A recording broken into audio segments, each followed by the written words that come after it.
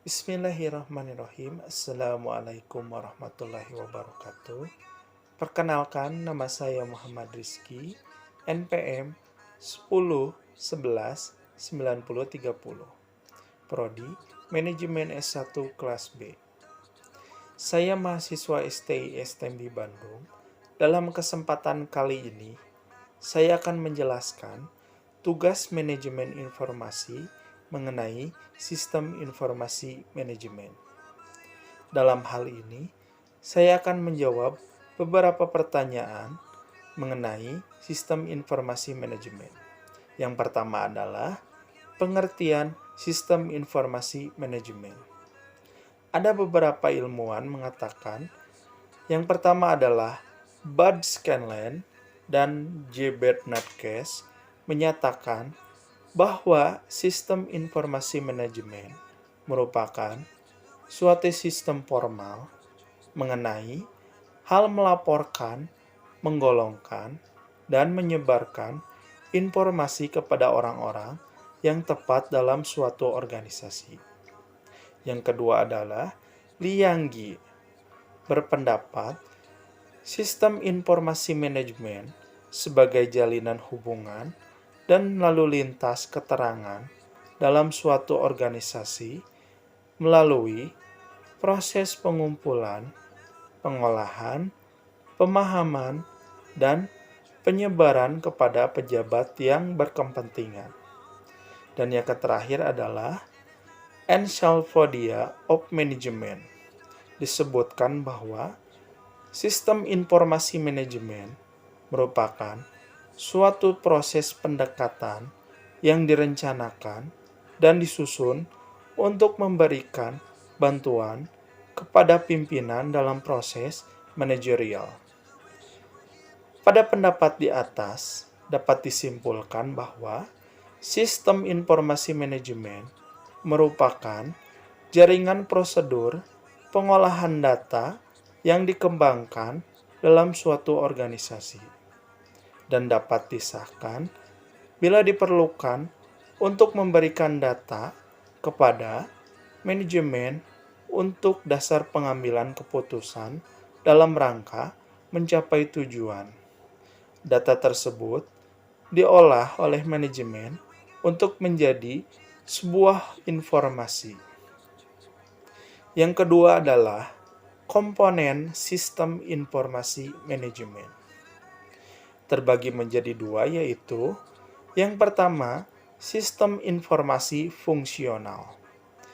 Sistem administrasi dan operasional, sistem pelaporan, manajemen, sistem database, sistem pencarian, dan manajemen data.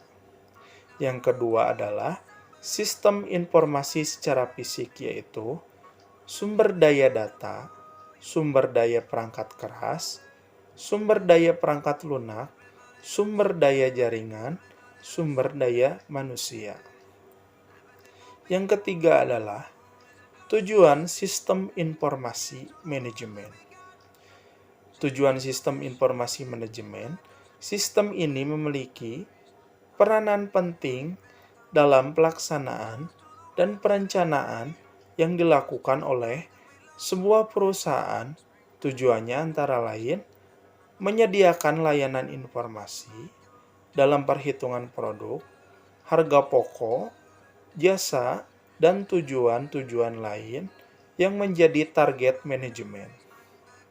Menyediakan layanan yang dapat digunakan sebagai media pengendali, perencana, evaluasi, dan sebagai sarana perbaikan yang berkelanjutan. Menyediakan informasi pendukung yang berguna untuk analisis data dan pengembalian keputusan bagi suatu perusahaan. Memudahkan pekerjaan dan pengolahan manajemen dalam suatu perusahaan. Yang keempat adalah manfaat dan kekurangan sistem informasi manajemen. Manfaat dari sistem informasi manajemen yaitu sebagai sarana pengembalian keputusan, sebagai sarana penyedia data, sebagai alat pengontrol data. Kekurangan dari sistem informasi manajemen adalah adanya indikasi penyalahgunaan kecanggihan alat, kurangnya sosialisasi tentang pentingnya sistem informasi, dapat memberikan dampak bagi lingkungan sosial seperti pengurangan tenaga kerja, sehingga dapat menambah angka pengangguran. Fungsi manusia sebagai tenaga kerja banyak tergantikan oleh teknologi-teknologi yang ada. Karena dengan teknologi tersebut, perusahaan merasa lebih diuntungkan. Selain itu, dengan adanya sistem informasi manajemen tersebut, membuat ketergantungan manusia terhadap sistem informasi manajemen tersebut, sehingga mengesampingkan rasionalitas manusia itu sendiri. Contoh tema, saya akan memberikan beberapa sistem informasi penjualan atau pembelian supermarket terhadap lingkungan. Contoh, sistem informasi.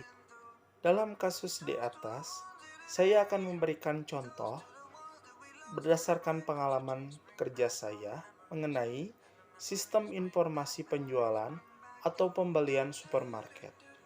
Contoh sistem informasi yang dipakai oleh perusahaan tempat kerja saya dulu adalah sistem scale. Perusahaan tersebut bergerak di bidang retail ternama di Bandung.